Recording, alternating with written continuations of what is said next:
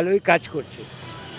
বিজেপিকে দিলে ভোট বাজি হয়ে যাবে, কোনো কাজে লাগবে না ভোট। রাজনীতির ময়দানে নেমে ওনার তো ওনার যে সম্মানটা ছিল সেই সম্মানটাই খতম হয়ে গেছে। তো ভালো ছেলে দেবাংশু, সত্যি করে ভালো ছেলে, ওখানে দাঁড়ালে দেবাংশু জেতা উচিত।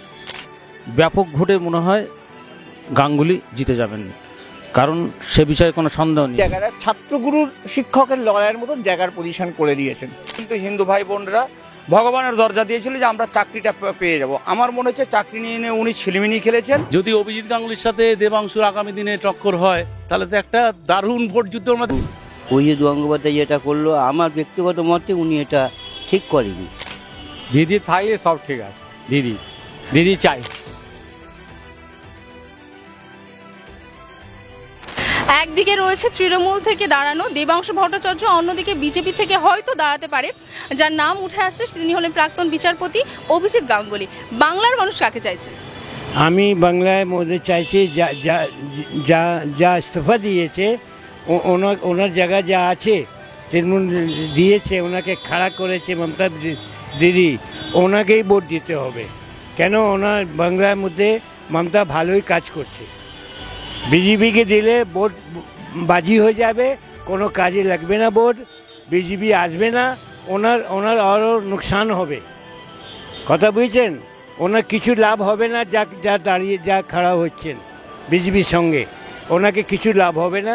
এখানে হুকুমত বনবে মমতাই দিদি বনবে। আমরা তো দেবাংশুকেই চাই, ওনাকে চাই না। উনি একজন বিচারপতি, উনি আজকে পুরোপুরি বলতে গেলে রাজনীতি ইনভলভ। একটা বিচারপতি ওইভাবে ইনভলভ হয় না।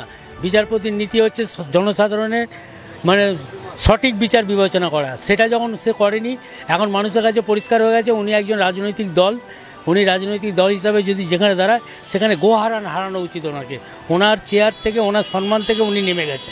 আজকে রাজনীতির ময়দানে নেমে ওনার তো ওনার যে সম্মানটা ছিল সেই সম্মানটাই খতম হয়ে গেছে। সাধারণ পাবলিক হিসাবে আমি যেটুকু বুঝি, ওনার তো রাজনীতিতে আসাই উচিত হয়নি।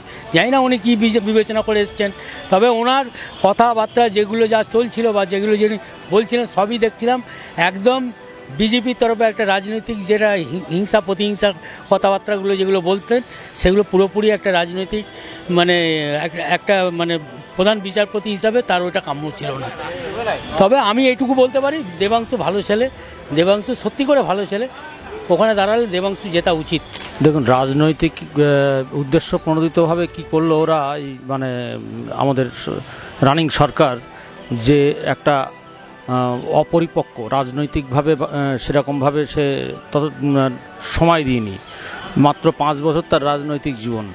সেই জায়গা থেকে এসে একটা জুডিশিয়ালি সিস্টেমের মধ্যে ছিলেন অভিজিৎ গাঙ্গুলি। তার ভাবমূর্তি অনেক পরিষ্কার এবং স্বচ্ছ, এবং তমলুকের জায়গাটা শিশির অধিকারী, শুভেন্দু অধিকারীদের জায়গা, যেটা অধিকারী গড় বলে মনে করা হয়, এবং ব্যাপক ভোটে মনে হয় গাঙ্গুলি জিতে যাবেন, কারণ সে বিষয়ে কোনো সন্দেহ নেই। আর পরিকল্পিতভাবে যদি ওনাকে ভাবা হয় যে ওকে দাঁড় করিয়েছে, এটা পরিকল্পনা করেই দাঁড় করিয়েছে। যদি ও হেরিটেজে যায় সেরকমভাবেই করে দিয়েছে। এভাবে একটা বর্ষিয়ান এবং শিক্ষিত মার্জিত ভদ্রলোকের সামনে দাঁড় করিয়ে দেওয়া ইলেকশনে, এটা খুবই সরকার পক্ষে ভালো বলে মনে হয় না। সরকার এটা ভুল পদক্ষেপ নিয়েছে আমরা মনে করি সাধারণ নাগরিক হিসাবে।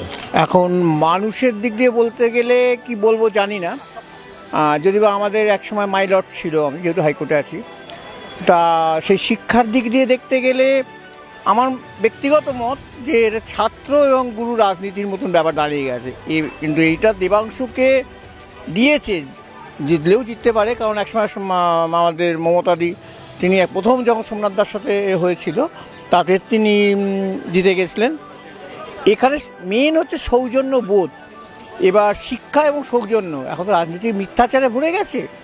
এখন সেই জায়গাটা থেকে আমাদের খুব একদিকে কষ্ট আছে, যে আমরা যেমন বলি, আমরা যেমন ব্যক্তিগত পল সায়েন্সে পড়ে এসেছি যে 4টে স্তম্ভ, সেই স্তম্ভ থেকে উচ্চ স্তম্ভ হচ্ছে বিচার ব্যবস্থা। সেখান থেকে যখন বিচার ব্যবস্থা এখন পলিটাইজেশন হয়ে যায়, রাজনৈতিকরণ হয়ে যায়, সেখানে একটা তখন দেশের বিজ্ঞ যারা পল সায়েন্সের যারা বিজ্ঞ তারাই বলে গেছেন যে সেখানে তখন একটা দেশের তখন খুব দুর্দিন ঘনিয়ে আসে।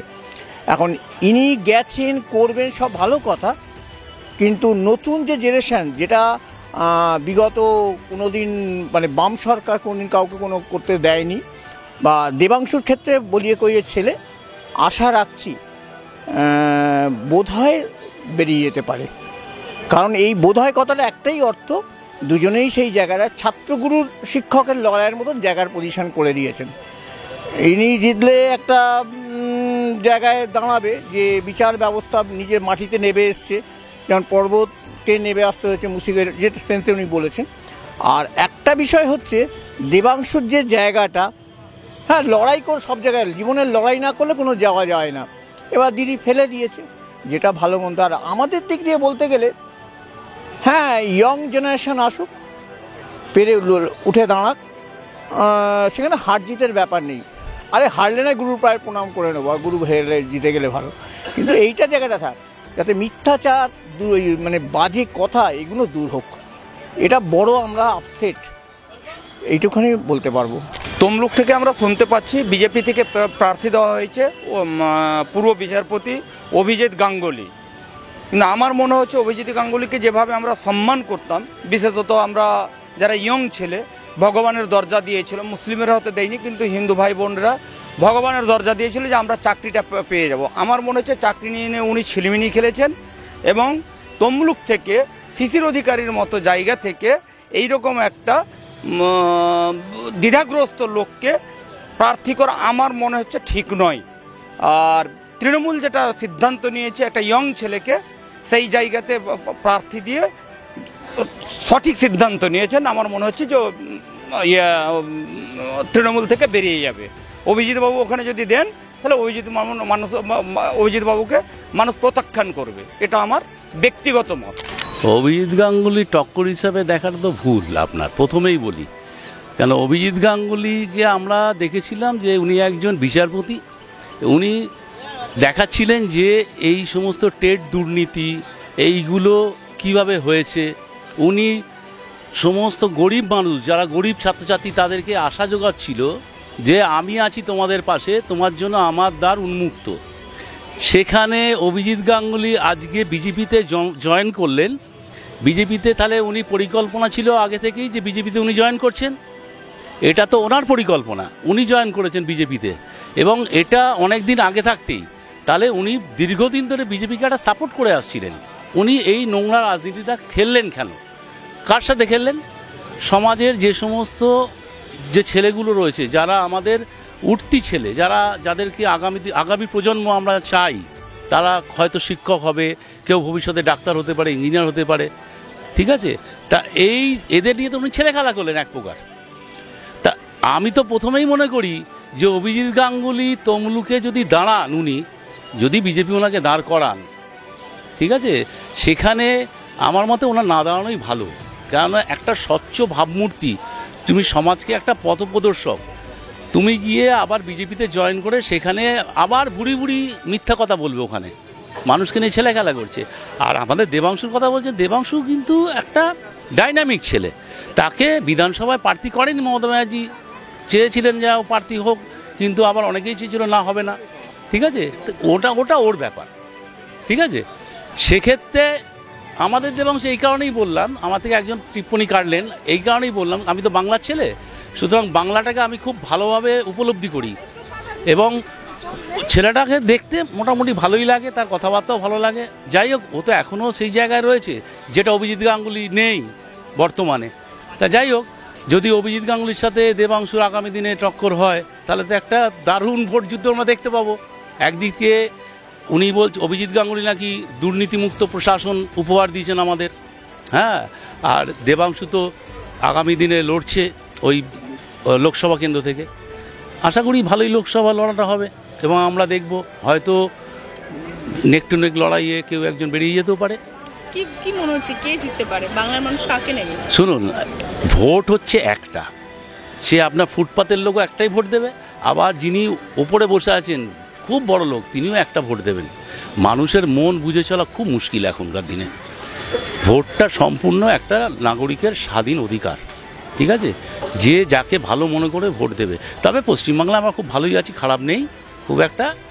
আশা করি হয়তো আমরা চাইবো যে পশ্চিমবাংলার সার্বিক উন্নতিতে ভোটটা এমন জায়গায় পড়ুক যাতে সবার মঙ্গল হয়। অভিজিৎ গঙ্গোপাধ্যায় আমার ব্যক্তিগত মতে উনি যেটা করলো এটা ঠিক করেনি, ঠিক করেনি। আর দেবাংশু ভট্টাচার্য উনি যেতেই পারে, দাঁড়াতেই পারে, উনি তো ছিল, দাঁড়াতেই পারে। কিন্তু অভিজিৎ গঙ্গোপাধ্যায় যেটা করলো আমার ব্যক্তিগত মতে উনি এটা ঠিক করেনি, ঠিক করেনি। কি মনে হচ্ছে দেবাংশু ভট্টাচার্য নাকি অভিজিৎ গাঙ্গুলি, কাকে বাংলার মানুষ চাইবে, মানে দেখতে চাইবে কোন দিকে? সেই ব্যাপারে আমি কিছু বলতে পারবো না, কারণ আমি ওখানকার লোক নই, আমি বলতে পারবো না। তৃণমূল কংগ্রেসকে পছন্দ করবে। আমাদের পুরো কলকাতা ভারতে তৃণমূলের সব পছন্দ করে। দিদি থাকলে সব ঠিক আছে, দিদি চাই ব্যাস।